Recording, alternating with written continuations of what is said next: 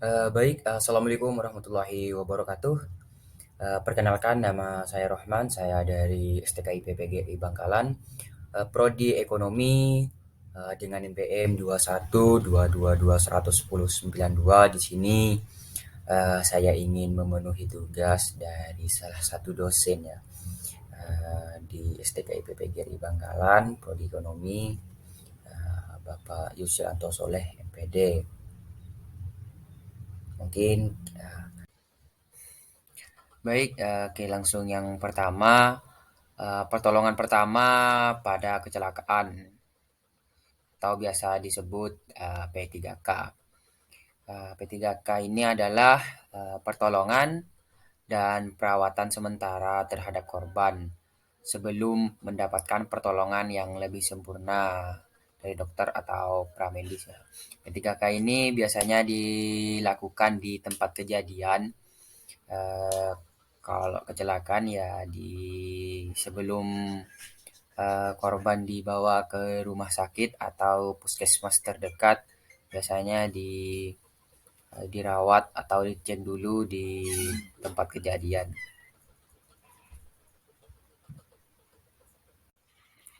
Terus yang kedua itu adalah pelaksanaan P3K.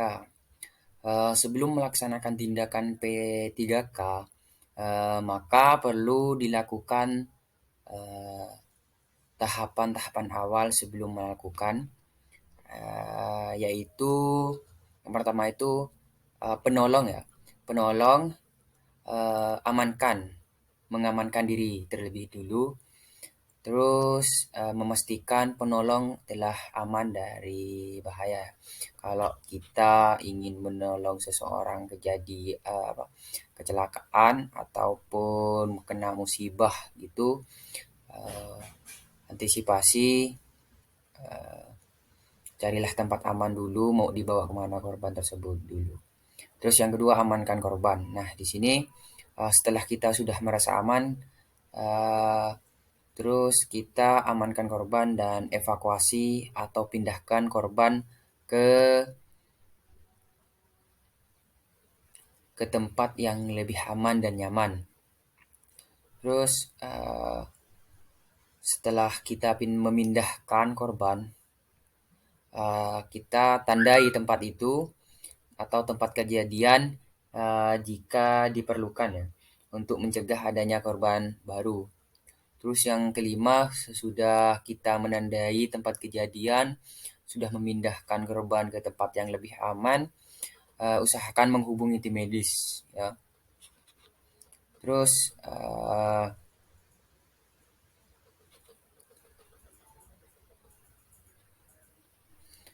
teknik dalam P3K itu prioritas P3K.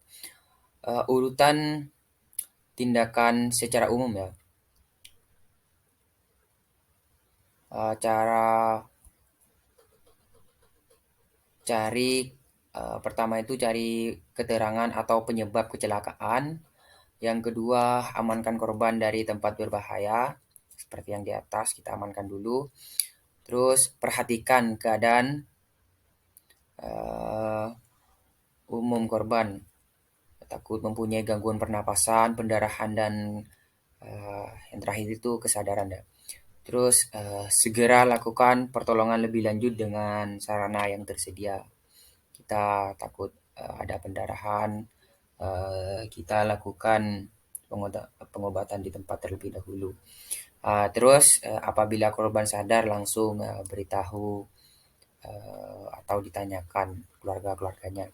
Selain itu ada juga yang dinamakan prinsip life saving. Life saving artinya kita melakukan tindakan untuk uh, melakukan tindakan untuk menyelamatkan jiwa korban terlebih dahulu. Baru kemudian setelah stabil disusul tindakan untuk mengatasi masalah kesehatan yang lain. Atau takut gawat darurat, suatu kondisi di mana korban dalam keadaan terancam jiwanya. Dan apabila tidak ditolong segera pada saat itu juga jiwanya tidak bisa tertolong seperti itu.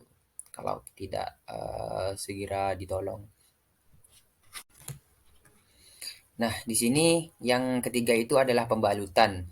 Setelah kita membawa korban ke tempat yang aman dan memeriksa ada yang luka, segeralah membalut ya, pembalutan ya. Tujuan dari pembalutan adalah untuk mengurangi risiko kerusakan jaringan ya, biar kalau luka itu biar tidak menyebar nantinya. Jaringan yang telah ada sehingga mencegah maut, mengurangi rasa sakit ya. Biar tidak terlalu sakit, kita obati di tempat terlebih dahulu. Cari bahan-bahan yang ada di sekitar. Seperti itu. Kalau ada kain, kalau emang luka, eh, balut dulu sama kain seperti itu. Biar kalau pendarahan biar tidak terlalu car. Di sini kegunaan pembalutan menutupi luka agar tidak terkena cahaya atau debu, kotoran dan lain-lain ya, biar tidak infeksi. Ah, mengurangi atau mencegah pembengkakan. Biasanya kalau luka itu kalau tidak segera diobati biasanya membengkak ya. Macam-macam pembalut itu yang pertama pembalut segitiga atau metela. Pembalut segitiga dibuat dari kain putih ya, yang tidak berkapur atau biasa disebut dengan mori. Kelihatan tipis, emas, kuat, bisa dibuat sendiri dengan cara memotong lurus dari salah satu sudut suatu kain bujur sangkar yang panjang. Masing-masing sisi itu 90 cm sehingga diperoleh dua buah pembalut, sehingga eh, dua pembalut ya, atau dua pembalut segitiga.